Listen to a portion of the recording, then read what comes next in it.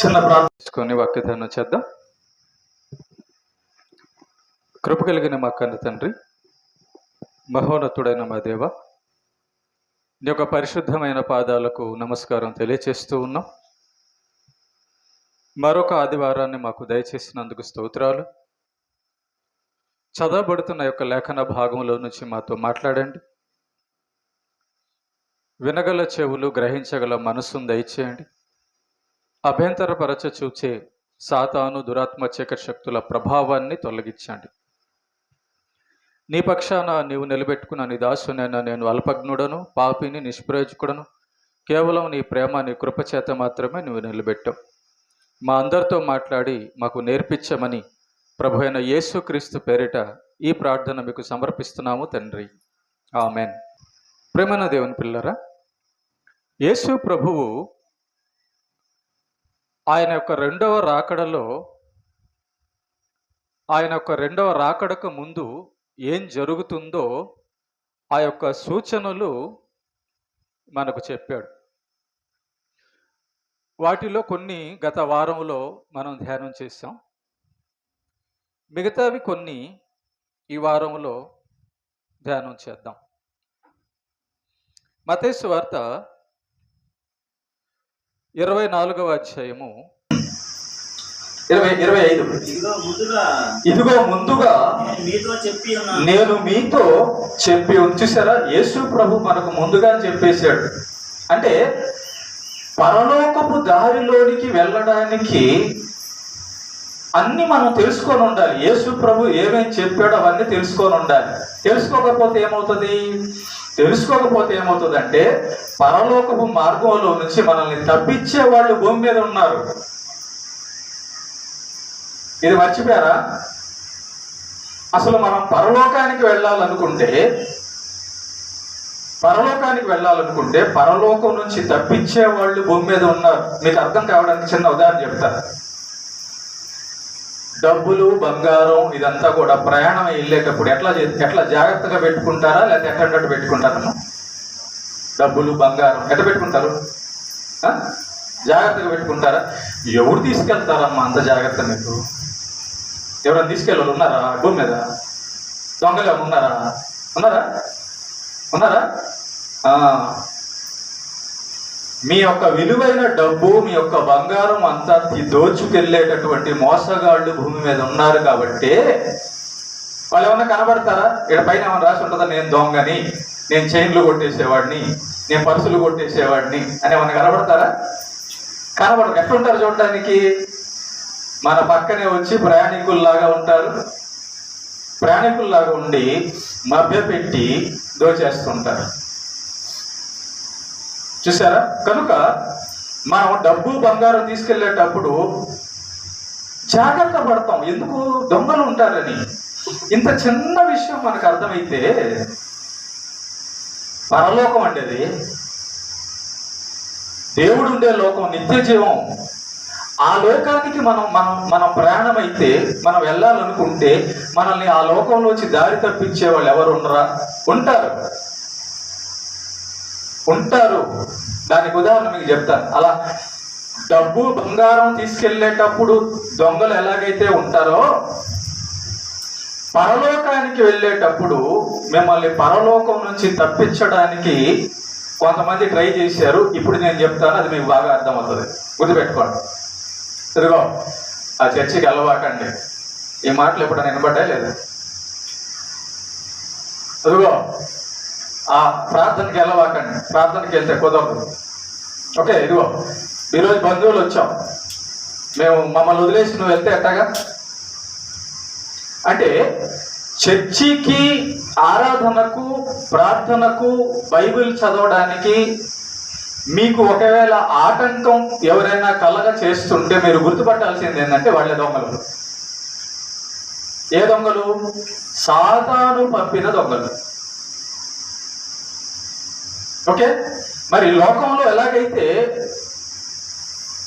మనిషిని మోసం చేయడానికి ఉంటారో, పరలోకం వెళ్ళాలనుకున్నటువంటి వారిని కూడా ఆ పరలోకపు మార్గం నుంచి లాగడానికి కూడా ఉంటారు. మీ జీవితాలు గమనించండి.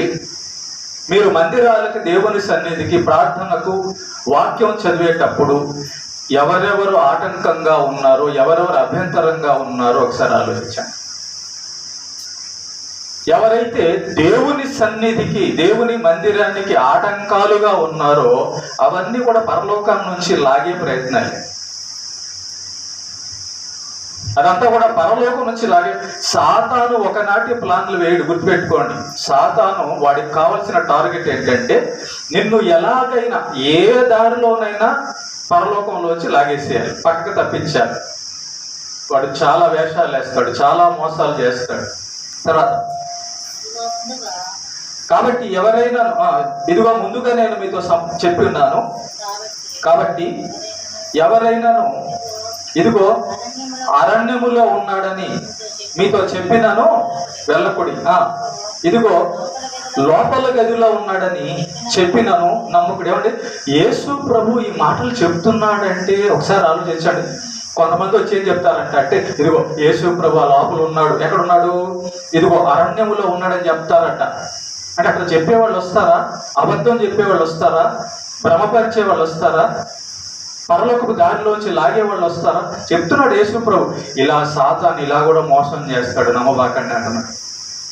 ఇదిగో యేసు ప్రభు అరణ్యంలో ఉన్నాడు, ఆయన దగ్గరికి పోదాం రండి. మరి అక్కడ అరణ్యంలో ఉన్న సంగతి చూసింది ఎవరు? చూసారా? ఇట్లాగా ఒక సాతాను ఒకడిని భ్రమపరిచి అక్కడ యేసు ప్రభు ఉన్నాడు అన్నట్టుగా చూపించి అనేక మందిని అక్కడికి తీసుకెళ్ళి అక్కడ చంపేయాలని, ఏదో చేయాలని ప్లాన్ చేస్తాడు. సంఘాన్ని పాడు చేయడానికి, పాస్టర్కి చెడ్డ పేరు తేవడానికి, పరలోకం నుంచి లాగడానికి భ్రమ కలిగిస్తాడు అనమాట. మనుషుల్లో భ్రమ కలిగిస్తాడు. మెరుపు తూర్పున పుట్టి పడమటి వరకు ఎలాగో కనబడునో అలాగే మనుష్య కుమారుని రాకడి ఉండును.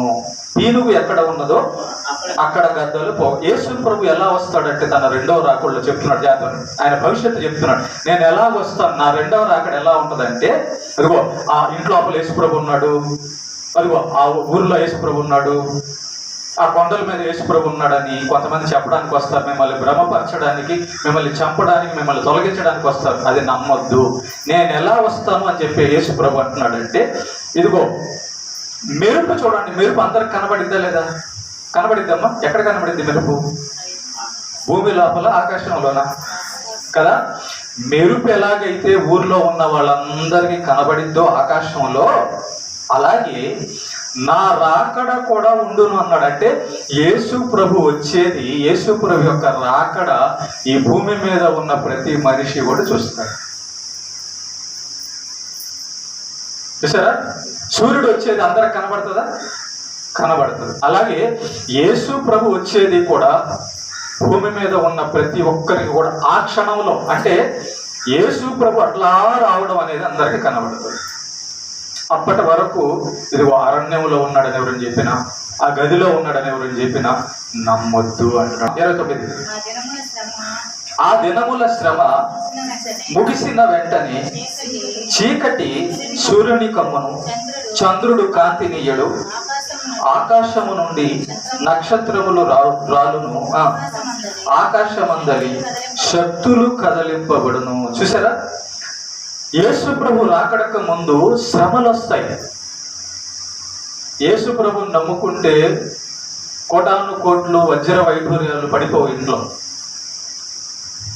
నిజంగా మీరు చర్చికి రావాలని, ప్రార్థన చేయాలని, బైబిల్ చదవాలని, దేవుని కోసం బతకాలని నిజంగా మీరు కానీ నిలబడితే ప్రేమ దేవుని బిడ్డారా, మీకు వచ్చేది కష్టాలే. అవును, వచ్చేది కష్టాలు. ఒకటి, పరలోకం వెళ్ళాలనుకున్న వారికి వచ్చేది కష్టాలు వస్తాయి. అది క్రైస్తవులకు సూచన, ఈ లోకానికి కూడా సూచన. మనం చూసాం ఈ లోకంలో యేసు ప్రభు రెండో రాకడకు ముందు ఈ లోకంలో భూమి మీద ఏం జరుగుతుంది?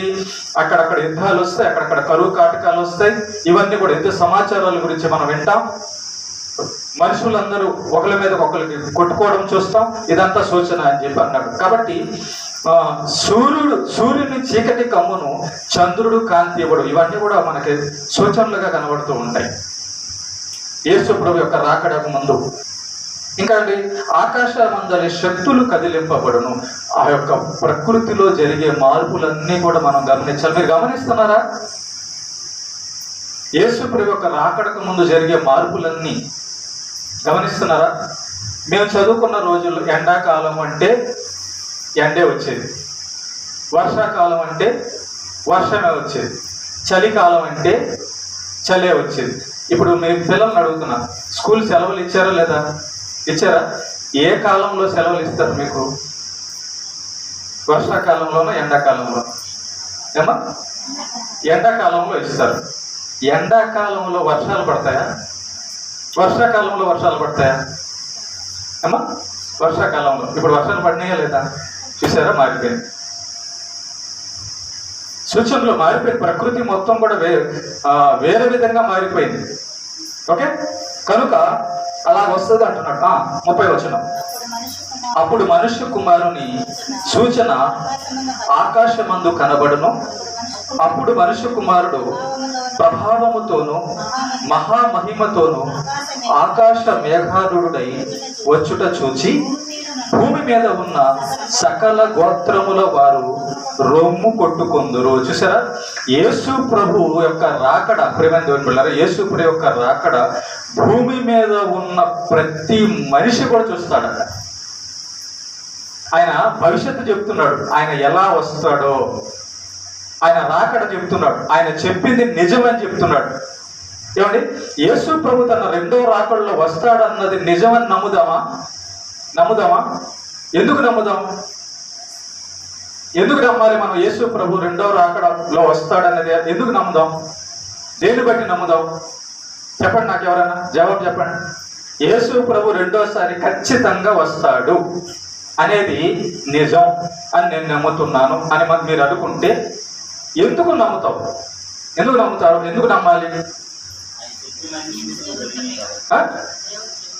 ఆయన చెప్పినవన్నీ కూడా, ఆయన గురించి వ్రాయబడినవన్నీ కూడా ముందుగా జరిగాయి కాబట్టి. ఆయన రాకకు ముందే ఆయన గురించి వ్రాయబడింది. ఆయన గురించి ఏదైతే వ్రాయబడిందో అలాగే ఆయన వచ్చినప్పుడు జరిగింది. ఓకే, ఆయన గురించి ఏవేవి రాయబడ్డావో అవన్నీ కూడా భూమి మీద ఆయన నెరవేర్చి సిలువలో సమాప్తమైనది అనే మాట పలికాడు.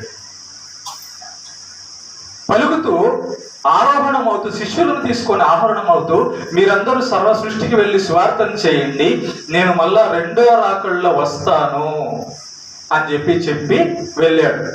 ఆయన గురించి రాయబడింది, జరిగింది, ముందుగా రాయబడింది. ఆయన వచ్చాడు, తిరిగి వెళ్ళిపోయాడు. మళ్ళా తిరిగి వస్తాడన్న దానికి నిజం నమ్మకం ఏంటంటే ఇదిగో ముందుగా జరిగిన కార్యాలు. ఆయన ఖచ్చితంగా వస్తాడన్నది ముందుగా జరిగిన కార్యాలు. ఎలా వస్తాడంటమ్మా? అప్పుడు మనుష్య కుమారుడిని సూచన ఆకాశమందు కనబడును. అప్పుడు మనుష్య కుమారుడు ప్రభావముతో వస్తాడట, మహామహిమతో వస్తాడట, ఆకాశ మేఘారుడై వస్తాడట. చూసారా? యేసు ప్రభు వచ్చేటప్పుడు, ఇప్పుడు సూర్యుడు వచ్చేటప్పుడు మనకు కనబడిద్దా లేదమ్మా? సూర్యుడు వచ్చేది కనబడుతుందా లేదా? కనబడుతుంది. అలాగా సూర్యుడు వచ్చేటప్పుడు ఎలాగైతే ఆ యొక్క ఫోక్స్ కనబడుతుందో, యేసు ప్రభువు కూడా వచ్చేటప్పుడు ఆ ప్రభావము, ఆ యొక్క మహిమ భూమి మీద ఉన్న ప్రతి మనిషికి కనబడుతుందట. అప్పుడు వాళ్ళు యేసు ప్రభు రావడం చూసి, ఎవరైతే ఇంతవరకు సువార్తను నమ్మలేదో, ఎవరైతే యేసు ప్రభువును నమ్మలేదు ఆ టయానికి, వాళ్ళందరూ ఏం చేస్తారు? భూమి మీద ఉన్న సకల గోత్రముల వారు రొమ్ము ఎందుకు కొట్టుకుంటారమ్మా? రొమ్ము కొట్టుకుంటారు. ఎప్పుడు రొమ్ము కొట్టుకుంటారు? అబ్బా, మా అమ్మాయి 10th క్లాస్ పాస్ అయింది, అటు కొట్టుకుంటారా? అటు కొట్టుకోరు. ఎప్పుడన్నా బాధ వచ్చినప్పుడు, మా ఓడికి ఉద్యోగం వచ్చింది అమ్మా అని కొట్టుకుంటారా? అట్లా కొట్టుకోరు. ఎప్పుడన్నా బాధ వచ్చినప్పుడు, ఎప్పుడన్నా జరగరాని సంఘటన జరిగినప్పుడు రొమ్ము కొట్టుకుంటారు కదా. ఇక్కడ భూమి మీద ఉన్నవారు రొమ్ము కొట్టుకుంటారు అంటే అర్థం ఏంటంటే, ఇదిగో ఇంతవరకు చెప్పబడిన ఆ యేసు, సువార్త ప్రకటింపబడిన ఆ యేసు నిజం అన్నమాట. అయ్యో, ఇదిగో యేసు ప్రభు వస్తున్నాడు అని చెప్పి రొమ్ము కొట్టుకుంటారట. యేసు ప్రభు రాకడక ముందే ఎవరైతే నమ్ముతారో వాళ్ళే విశ్వాసులు. యేసు ప్రభు రాకడక ముందు ఎవరైతే పరిశుద్ధంగా పరలోకానికి సిద్ధపడతారో వాళ్ళే పరలోకానికి వెళ్తారు. వీళ్ళు ఎందుకు రొమ్ము కొట్టుకుంటున్నారు? ఆ యేసు ప్రభుని చూసి, ప్రభువా ఇప్పుడు మేము నేను నమ్ముతున్నాం కదా, మమ్మల్ని పరలోకం తీసుకెళ్ళని చెప్పొచ్చుగా. కుదరదు. అందుకే రొమ్ము కొట్టుకుంటున్నారు అన్నమాట. భవిష్యత్తులో జరగబోయేది చెప్తున్నాడండి యేసు ప్రభు. రొమ్ము కొట్టుకుంటారట. యేసు ప్రభును చూసి రొమ్ము కొట్టుకుంటారట. ప్రేమైన దేవుని బిడ్డ, ఇప్పుడైతే గుర్తుపెట్టుకోండి, మనము ఆ యొక్క రొమ్ము కొట్టుకునే స్థితిలో ఉండకూడదు. ఉండని వారముగా ఉండాలి. ఎందుకంటే విశ్వాసంతో మనం దాన్ని గమనిస్తే, విశ్వాసంతో వాక్యాన్ని చదివితే, విశ్వాసంతో ప్రార్థనలో ఉంటే మనకు యేసు ప్రభు గురించిన విషయాలన్నీ కూడా అర్థమైపోతాయి. కాబట్టి యేసు ప్రభుని నమ్మిన వాడు ఏం చేస్తాడంటే విశ్వాసంతో ఎదురు చూస్తాడు. నా యేసు ప్రభు రాబోతున్నాడు. ఆయన కోసం ఎదురు చూస్తూ బతకడమే అండి భక్తి అంటే, క్రైస్తవం అంటే. క్రైస్తవం అంటే మీరు ఏమనుకుంటున్నారు? ఆయన ఎప్పుడు వస్తాడో నాకేం అవసరం, ఆయన చెప్పినట్లు నేను బతకడానికి నాకేం అవసరం, నేను ముందు బియ్యం ఉందో లేదో, డబ్బు ఉందో లేదో, ఉద్యోగం ఉందో లేదో, పని ఉందో లేదో, సుఖం ఉందో లేదో, ఆరోగ్యం ఉందో లేదో, ఈ పనిలో బిజీ అయిపోవాలి, ఆయన వచ్చినప్పుడు తర్వాత చూద్దాం. ఇది కాదు క్రైస్తవం అంటే. క్రైస్తవం అంటే అది కాదు. ఆయన ఏ క్షణాన ప్రత్యక్షమైనా ఆయన చెప్పినట్టుగా నేను పరలోకానికి వెళ్ళేటట్టుగా ఉంటాను. అది క్రైస్తవం. ఎదురు చూచుట. గుర్తుపెట్టుకోండి, క్రైస్తవం అంటే ఏంటి? నిరీక్షణ. విశ్వాసంతో ఎదురు చూడటం. విశ్వాసంతో యేసు ప్రభు యొక్క రాకడను ఎదురు చూడటమే క్రైస్తవ్యం. జాతరనండి. ఇప్పుడు భర్త పనికి వెళ్ళాడు. భర్త పనికి వెళ్తే భార్య ఎదురు చూస్తూ ఉంటుంది. ఎక్కడ ఎదురు చూస్తుంటుందమ్మా? ఇంట్లో దొడ్డ వెనకాల, తలుపు వెనకాల, అరేనా? ఎక్కడ ఎదురు చూస్తూ ఉంటుంది ఏమా? ముందు, ఇంటి ముందు. అవునా? ఇంటి ముందుకు వచ్చి, గడప దగ్గరికి వచ్చి, మా ఆయన వస్తున్నాడా లేదా అని ఎదురు చూస్తుంది. నిలబడి ఎదురు చూస్తుంది. వచ్చి పని చేసుకుంటూ ఎదురు చూస్తూ ఉంటుంది కదా. ఎప్పుడైతే భర్త వస్తాడో సంతోషంగా ఎదురెళ్తుంది. భర్తను ఆహ్వానించడానికి, కలవడానికి. అలాగే ఒక భార్య, నూతనంగా వివాహమైన ఒక భార్య భర్త రాక కోసం ఎలాగైతే ఎదురు చూస్తుందో, ఆశ కలిగి ఉంటుందో, తన యొక్క చూపు అంతా కూడా ఆ యొక్క ద్వారం వైపు, బయట ఎలాగో ఉంటుందో భర్త కోసం, యేసు ప్రభును నమ్మిన వ్యక్తి నమ్మాడు అనడానికి రుజువు, సాక్ష్యం ఏంటంటే క్రీస్తు రాకడ కొరకు నిరీక్షణ కలిగి, నా ప్రభు ఈరోజు వస్తాడు, రేపు వస్తాడు, ఈరోజు వస్తాడు, రేపు వస్తాడు, వస్తే నేను ఆయనతో పాటు వెళ్ళిపోవాలి అన్న నిరీక్షణ కలిగిన వాడే క్రైస్తవుడు. మనం ఇప్పుడు నిరీక్షణ కలిగిన క్రైస్తవులమా కాదా చూసుకోవాలి ఒకసారి. ఎందుకంటే ఎందుకు నిరీక్షణ ఎదురు చూడాలి? గుర్తుపెట్టుకోండి, భర్త కోసం భార్య ఎందుకు ఎదురు చూస్తుంటది? మా ఆయన వస్తే సంతోషం. ఆయనతోనే కదా సంతోషం, ఆయనే కదా తోడు, ఆయనతోనే కదా కలిసి ఉండాలి. తర్వాత వస్తా నా కోసం ఏదైనా తెస్తాడు మా ఆయన. వస్తా నా కోసం ఏదైనా తెస్తాడు. ఎందుకంటే నేనంటే ప్రేమ నా భర్తకి. తల్లిదండ్రులు కూడా తండ్రి డ్యూటీకి వెళ్ళినప్పుడు చిన్న పిల్లకాయలు చూస్తూ ఉంటారు, డాడీ వస్తున్నాడా లేదా, డాడీ వస్తున్నాడు, చూస్తారా లేదా? చూస్తాడు. ఎందుకు ఎదురు చూస్తారు? బిస్కెటో, చాక్లెటో, కాయో తెస్తాడని కదా. అక్కడ అంత దూరంలో డాడీని చూడగానే మమ్మీకి చెప్తారు, మమ్మీ డాడీ వస్తున్నాడు. సంతోషంతో ఎగురుతాడు, ఎందుకంటే డాడీ ఏదో తీసుకొస్తాడు కదా. అలాగే ప్రియమైన దేవుని బిడ్డలారా, నువ్వు తండ్రి, మన తండ్రి ఎవరు? యెహోవా. మన ప్రభు ఎవరు? యేసుక్రీస్తు రెండవ రాకడలో ఆయన మన కోసం తెస్తాడు, ఆయన వస్తాడు, ఆయన మన కోసం తేబోతున్నాడన్న నిరీక్షణ కలిగి అంతకీ ఎవరికి ఇస్తాడు? భర్త, మంచి భార్య. చూడండి, మంచి భార్య ఎదురు చూస్తుంటుంది భర్త కోసం. అదే ఆ భార్య నమ్మకస్తురాలు లేకుండా, భర్త మాట వినకుండా ఇష్టానుసారంగా ఉందనుకో, ఆ భర్త ఆమెను ప్రేమించలేడు, ఆ భర్త ఆమె కోసం ఏమీ తేలేడు. నమ్మకం లేని భార్య కూడా ఆ భర్త కోసం నమ్మకంగా ఎదురు చూడదు. వాళ్ళ సంబంధం వేరేగా ఉంటుంది, బంధవాళ్ళు. కానీ ఇద్దరు మంచిగా ఉన్నారనుకో బాగుంటుంది. ప్రేమ దేవుని బిడ్డ గుర్తుపెట్టుకోండి, మన విశ్వాస జీవితం, మన నిరీక్షణ కూడా కరెక్ట్గా ఉంటే మనం ఎదురు చూస్తాం. ఏం చేస్తాం? ఎదురు చూస్తాం సిద్ధపడి. భార్య నూతనంగా పెళ్ళైన భార్య చూడండి, నా భర్త వస్తాడని చెప్పి మొత్తం ఇంట్లో వంటలన్నీ రెడీ చేసేసేసి, అన్నం టయానికి వస్తాడేమో లేదా సాయంత్రానికి వస్తాడేమో అని చెప్పి ఇంట్లో వంట మొత్తం రెడీ చేసేసి నా భర్తకి పెట్టాలని భర్త సంతోషాన్ని చూడడానికి భార్య రెడీ అయ్యి గుమ్మం దగ్గర ఎదురు చూస్తుంటది. అవునా కదా?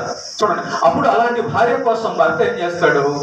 నా భార్య నా కోసం ఎదురు చూస్తుంటదని త్వరగా తన పని ముగించుకొని నా భార్య నా కోసం ఎదురు చూస్తుంటదని బజార్లో సామాన్లు కావాల్సినవన్నీ తీసుకొని వచ్చేస్తాడు. నా భార్యకి స్వీట్ ఇవ్వాలని, చీర ఇవ్వాలని, లేకపోతే ఏదో ఒకటి ఇవ్వాలని చెప్పని తీసుకొని వచ్చేస్తూ ఉంటాడు. చూసారా? అలా ఉంటుంది భర్త భార్యల యొక్క సంబంధం. కానీ మనం గమనిస్తే మంచి భార్య భర్తల సంబంధం, నమ్మకమైన భార్య భర్తల సంబంధం. మరి ఇప్పుడు మనం దేవుడి దగ్గరికి వస్తే ఆయన తండ్రి, ఆయన మన తండ్రి. ఆయన్ని మనం ఎలా నమ్ముతున్నాం? ఆయన్ని మనం ఏ విధంగా సంతోష పెట్టాలని చూస్తున్నాం?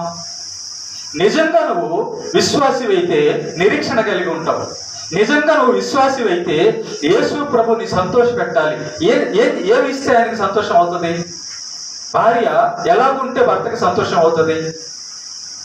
ఆయన వచ్చినప్పుడు ఆకలిగా వస్తాడు, పని చేసుకొని ఆకలిగా వస్తాడు, చెంబు ఒకటి తీసుకొని బయట ఇసిరేసి కడుక్కొని మొహాన్ని కాళ్ళు చేతులు అనుకుని అన్నదనుకో, అదే చెంబు మళ్ళీ ఇంట్లో పడింది దాని మీద. అవునా కదా? అట్లా ఉండకూడదు. గౌరవంగా మంచిగా చూసింది అనుకో భార్య, భర్త కూడా మంచిగా చూస్తాడు. ఏమా? కాబట్టి ఆమె అతన్ని సంతోష పెట్టాలని ఆమె తను సిద్ధపరుచుకుంటుంది. అతన్ని సంతోష పెట్టాలని కావలసిన ఆహార పదార్థాలన్నీ సిద్ధం చేస్తుంది, ఎదురు చూస్తూ ఉంటుంది, నమ్మకంగా ఉంటుంది భార్య. కనుక అలాంటి నమ్మకమైన భార్య విషయంలో భర్త సంతోష పెడతాడు. అలాగే ప్రేమైన దేవుడు బిడ్డలారా, మనం కూడా ఏంటంటే ఒక తండ్రి అయిన దేవుడు మన కోసం ఎదురు చూస్తుంటాడు. దేవుడు మన కోసం ఎదురు చూస్తున్నాడు, మన రాకకే ఎదురు చూస్తున్నాడు. తన ప్రియకుమారుని లోకానికి పంపించాడు. ఆయన ద్వారా మనం పరలోకం వెళ్ళాలని పంపించాడు. ఇప్పుడు రేపు యేసయ్య వస్తాడు. యేసయ్య రాకడ కోసం ఎదురు చూసేవాళ్ళు ఎంతమంది? ఎలా ఎదురు చూడాలి? చాలా ఆసక్తిగా, చాలా ఆశగా, చాలా నమ్మకంగా, చాలా విశ్వాసంగా. అసలు ఈ మైండ్లో ఉంటే, ఈ పనిలో ఉంటే ఈ లోకం మనకి ఇంకెక్కడ నచ్చుతుందండి? జాగ్రత్తగా నేను యేసు ప్రభు ఏ విషయం చెప్పినా కూడా ఈ భూమి మీద జరిగేవి ఉదాహరణ తీసుకొని చెప్తాడు. అది చెట్టో, మనిషో, కాయో, ఒక జంతువు, పక్షో ఉదాహరణగా తీసుకొని చెప్తాడు. ఎందుకంటే అర్థం కావడానికి, చదువు రాని వాళ్ళకు కూడా అర్థం కావడానికి చెప్తాడనమాట. ఓకేనా? ఇప్పుడు యేసు ప్రభువు మనం ఎదుర్కోవాలంటే మనం సిద్ధపడి ఉండాలి. ఏం సిద్ధపడి ఉండాలి? భార్య ఏం సిద్ధం చేస్తుంది? ఇంట్లో వంట సిద్ధం చేస్తుంది, పనులన్నీ, ఇల్లంతా కూడా శుభ్రంగా నీట్గా ఉంచుతుంది, తన భర్త వస్తాడని చెప్పని ఎదురు చూస్తుంది, తన భర్త మీద ప్రేమ కలిగి ఉంది, తన భర్త చెప్పినట్టుగా అంతా నడుచుకుంటుంది. కాబట్టి వాకిటి దగ్గర ఎదురు చూసిన భర్త కోసం ఎదురు చూస్తున్నప్పుడు భర్త రాగానే తన కోసం ఎదురు చూస్తున్న భార్యను చూసి, ఇల్లు అంతా చక్కబెట్టడం చూసి, తన కోసం నచ్చిన వంటకాలన్నీ కూడా రెడీ చేయడం చూసి ఆ భర్త ఎంత సంతోషపడతాడు. అవునా? కాబట్టి యేసు ప్రభు ఇప్పుడు మనల్ని చూడంగానే సంతోషపడాలంటే ఏం చేయాలి? యేసు ప్రభు మనల్ని చూడంగానే సంతోషపడాలంటే ప్రేమైన దేవుని బిడ్డలారా, మనం ఆయన వచ్చినప్పుడు మనం ఎలా కనబడాలి తెలుసా? ఎలా కనబడాలి? విశ్వాసులుగా కనబడాలి. ఆయన వచ్చినప్పుడు మనం ఎలా కనబడాలి? పవిత్రులుగా కనబడాలి. ఆయన వచ్చినప్పుడు మనం ఎలా కనబడాలి? ఆయనకు ఇష్టమైన సంతోషాన్ని కలిగించే ప్రార్థనా పరులుగా కనబడాలి.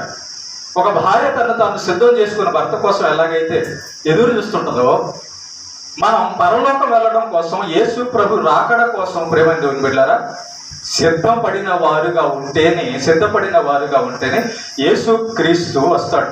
అందుకే బైబిల్లో కూడా యేసు ప్రభుని సంఘాన్ని వధువుగా పోల్చబడింది, భర్త భార్యగా పోల్చబడింది. మీకు అది అర్థం అవుతుందని, ఎందుకంటే మన దగ్గర ఇవన్నీ కూడా జరుగుతున్నాయి కాబట్టి మనకి క్లియర్గా అర్థమవుతుందని వరుడుగా యేసు ప్రభుని, వధువుగా సంఘాన్ని పోల్చడం జరిగింది.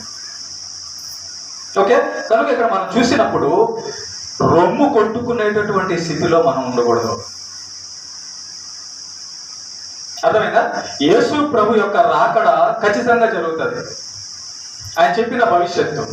కాబట్టి యేసు ప్రభు యొక్క రాకడలో మనం ఎత్తబడాలి. యేసు ప్రభు చూసినప్పుడు మనం సంతోషపడాలి అంటే అర్థం ఇప్పుడు ఎట్లా ఉండాలి? మనం ఆయన రాకడ కోసం సిద్ధపడి ఉండాలి. గుర్తుపెట్టుకోవాలి. యేసు ప్రభు రాగానే ఏమని అడుగుతాడు? భర్త రాగానే ఏమని అడుగుతాడు? నీళ్ళు ఉన్నాయా? తెచ్చానా. వంట చేసావా? చేశానండి. ఇల్లంతా శుభ్రం చేసుకున్నావా? బాగున్నాడు. చేసావు. ఇట్లా అంతా చూస్తాడు. చూసిన తర్వాత సిద్ధమై ఉంది, అప్పుడు భర్త సంతోషపడతాడు. తను తెచ్చింది ఆమెకి ఇస్తాడు, తన ప్రేమను పంచుతాడు.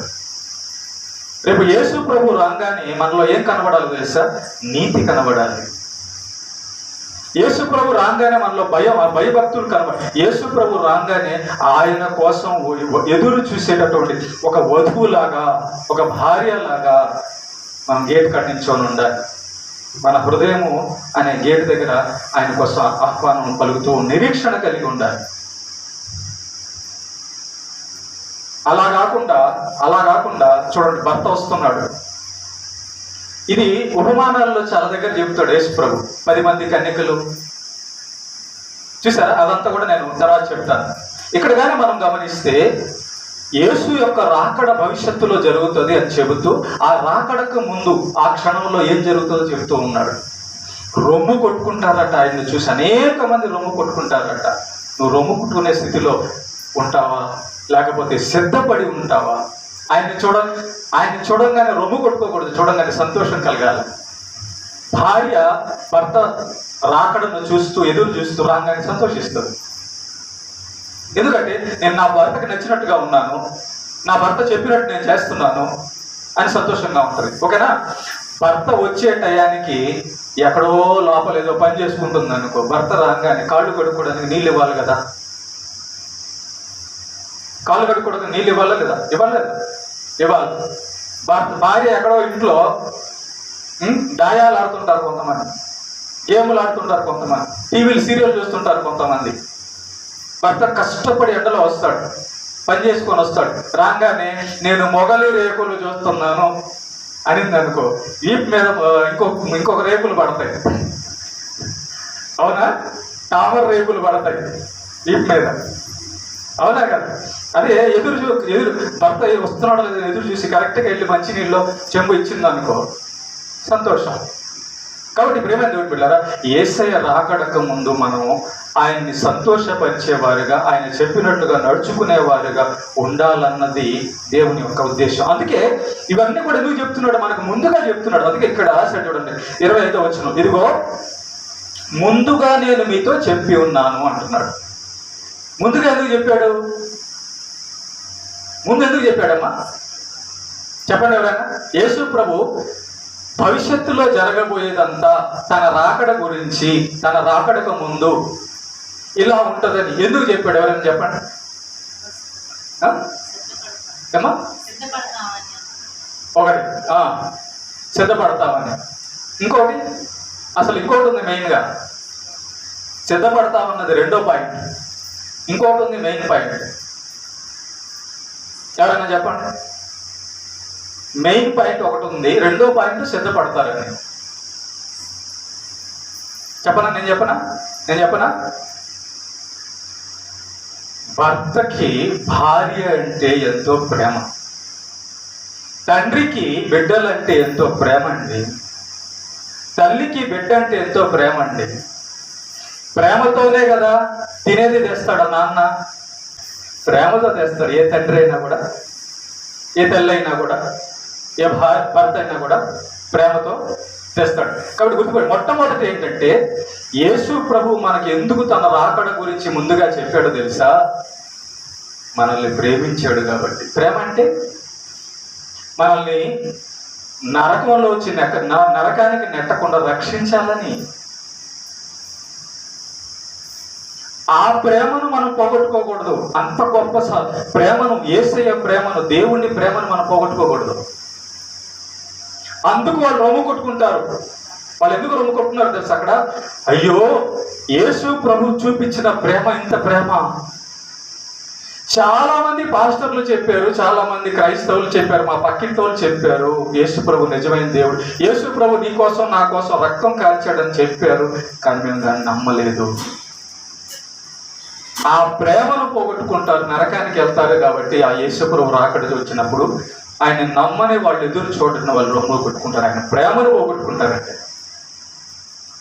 దేవుడు ప్రేమను పోగొట్టుకుంటే ఇంకేముంది? నరకంలో యుగాలు బాధే. కనుక ఈ వచనాలను చూడండి, చాలా పెద్ద పాఠాలు ఇవి, టైం సరిపోదు, చాలా విషయాలు ఉన్నాయి ఇక్కడ. మీరు ఒక్క వారం మిస్ అయినా కూడా దేవుడు మన కోసం తీసిపెట్టిన ఎన్నో సంగతులు పోగొట్టుకుంటారు. గుర్తుపెట్టుకోండి, నువ్వు యేసయ్య రాకడ కోసం ఎదురు చూడకపోతే నువ్వు చనిపోయిన తర్వాత ఎక్కడ ఉంటావు?